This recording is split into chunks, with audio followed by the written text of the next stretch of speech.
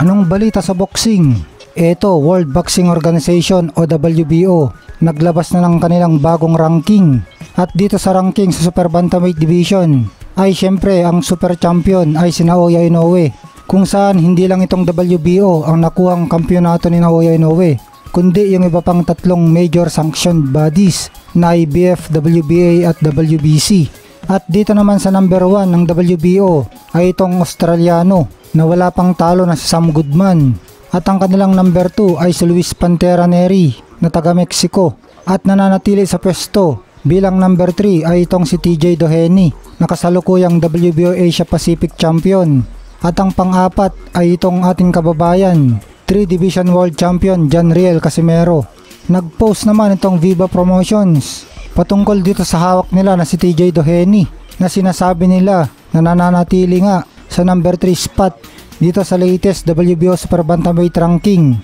itong si TJ Doheny na may alias na The Power. Target daw ni Doheny ang malaking laban ngayong taon na ito at itong mag-amang Sean Gibbons at Brendan Gibbons ang namamahala sa paghanap ng makakalaban nitong si TJ Doheny. Kasamang nagplaplano sa karera ni TJ Doheny ay itong kanyang manager Mike Altamura. Napabalita naman na dahil sa umanong pambabastos ng Casimero Brothers kay Sean Gibbons, kaya kinansela daw ni Gibbons ang laban sana ni Casimero kay TJ Doheny na ayon sa kampo ni Sean Gibbons ay under negotiation na, pero sayang nga at nakansela pa. Siguradong WBO World Title Eliminator sana itong laban ni Casimero at Doheny, pero ayon naman sa kampo ni Casimero na may kalaban na daw si Casimero at 70% na mapapinalize ng kanilang laban. Hindi nga lang daw pwedeng sabihin ni Casimero kung sino ito dahil inutusan sila ng kanilang promotion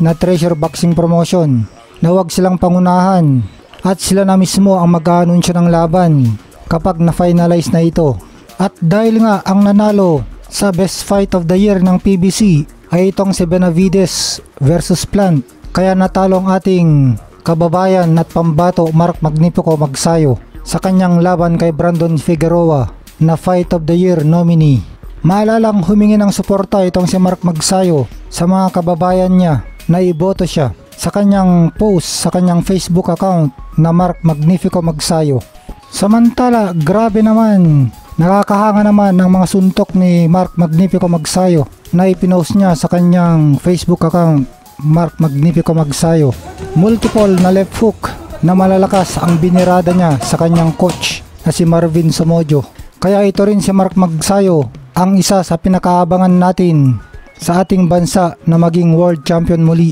kung saan napakaganda ng ipinakita niya sa kanyang huling laban, ang kanyang comeback fight at unang pagakyat sa Super Featherweight Division na ninockout lang niya sa round 3 itong si Isaac Avelar. Isang hesi move na isang suntok na left hook ang pinampatulog niya kay Avelar, kaya malupit talaga ang lakas ng suntok nitong si Mark Magsayo. Samantala, itong ating kababayan WBO Bantamweight World number 1 Raymart Gabalio ay dedepensa ng kanyang WBO Oriental title kontra Pai Parov. Target ni Raymart Gabalio na sunod pagkatapos kay Pai Parov ay itong WBO champion Jason Moloney. Magaganap ang laban ni Gabalio at ng Thailander na si Parov dito sa Midas Hotel and Casino dito sa Manila sa February 13. I-broadcast ito ng live sa One Sports, Signal TV at Pilipinas Live.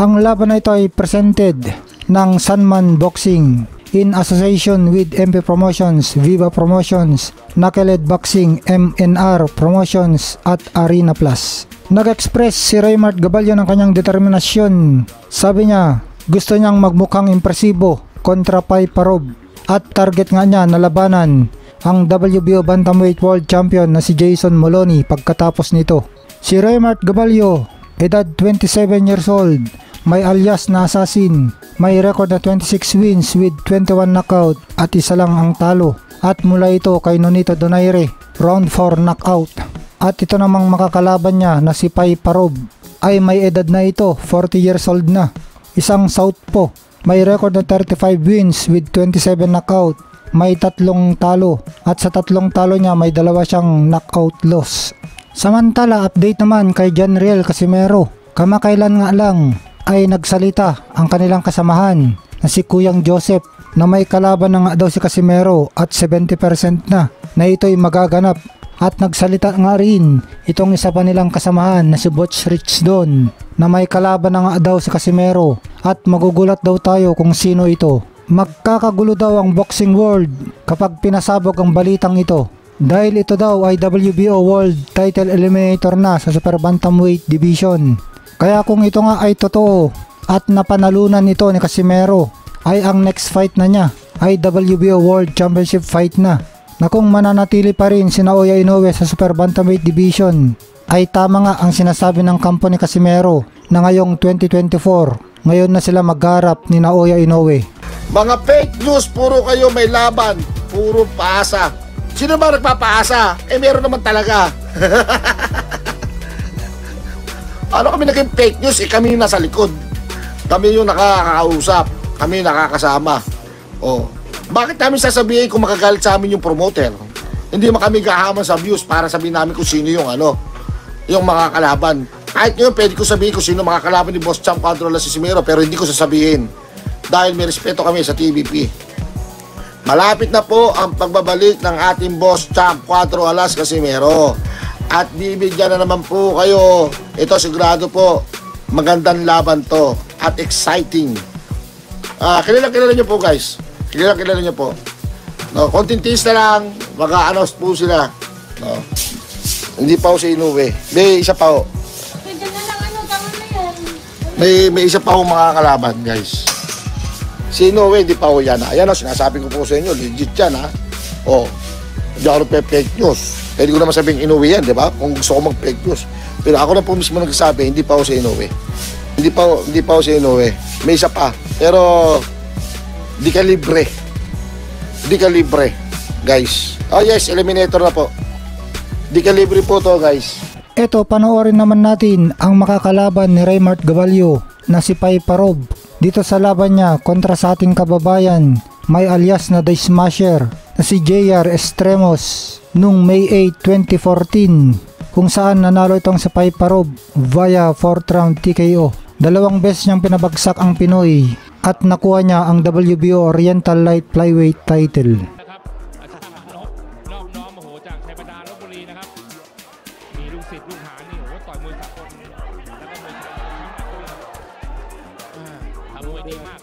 ต่อยกันสนุกครับคู่นี้ชกกันยังไม่หยุดเลยนะเน้นลำตัวแล้วก็ไผ่ผารบเอสเทอร์มอสมาต่อยยากครับเพราะรูปร่างนั้นจะเตี้ยกว่าไผ่ผารบก็เป็นนักมวยที่การได้2การทั้งซ้ายทั้งขวาครับเดี๋ยวซ้ายเดี๋ยวขวาอัดซี่โครงอัดซี่โครงหมดยกครับหมดยก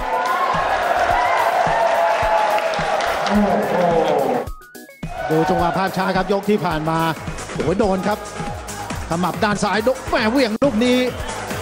แม่ไผ่ผารบหลบไปได้ครับจังหวะหมัดบวกเอสเทอร์มอสน่ากลัวครับ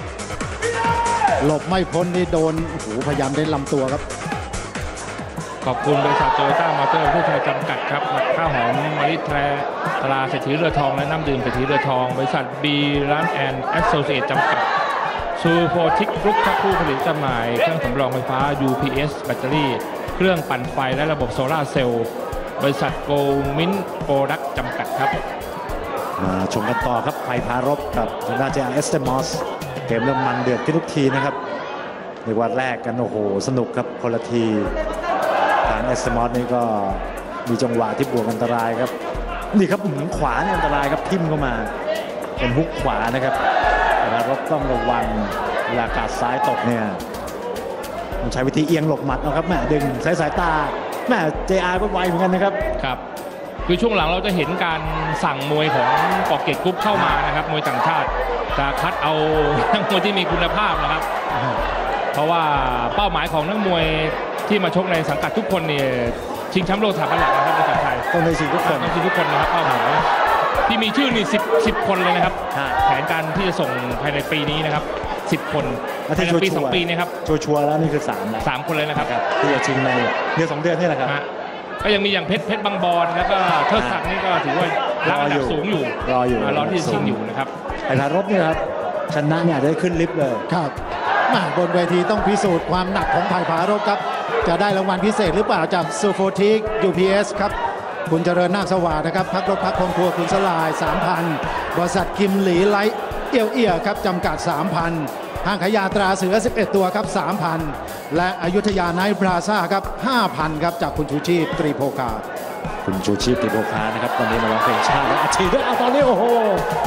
ได้จังหวะแล้วโอ้โหพี่อมรินทร์พรประธานด้วยนะครับขอบคุณสลายนะครับ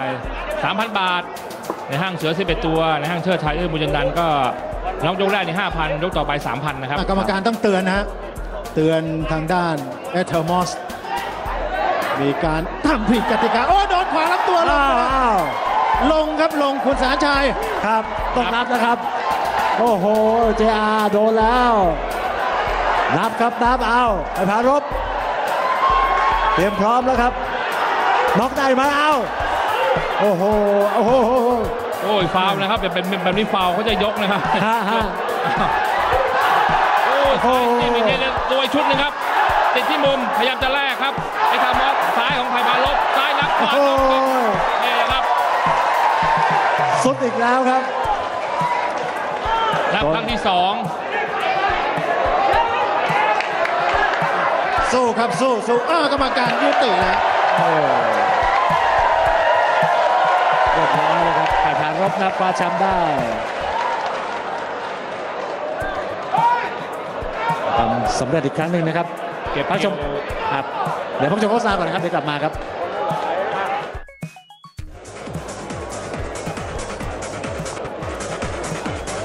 ชมไฮไลท์นะครับจังหวะการน็อกของทางด้านไผ่พารบครับนี่แหละครับซ้ายตุ้มเข้าไปครับสุดเลยครับนี่นะครับนี่ดูอีกมุมนึงนะครับ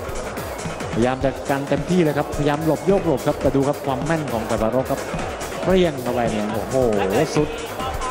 สุดคามุมครับแบบนี้เรียกว่าสุดคามุมเลยนะครับด้าน JR Estemos นะครับดูครับนี่เป็นเรียกว่าการกลับมาครั้งของไผ่พารบนะครับเกี่ยมมากนะคุณชัยนะน้องได้เฉียบขาดมากครับโอ้โหเดี๋ยวพักสักครู่ครับเดี๋ยวกลับมาครับ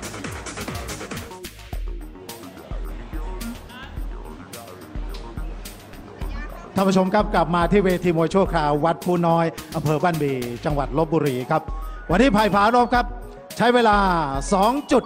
2.55 ในยกที่ 4 ครับชนะเทคนิคน็อกเอาท์ไปอย่างสวยสดงดงามครับโอกาสนี้เรียนเชิญท่านผู้ว่าราชการจังหวัดลพบุรีครับท่านธนาคมจงจีรากับท่านสุชาติลายน้ำเงินคุณถาวรชมสาครครับร่วมกันค่า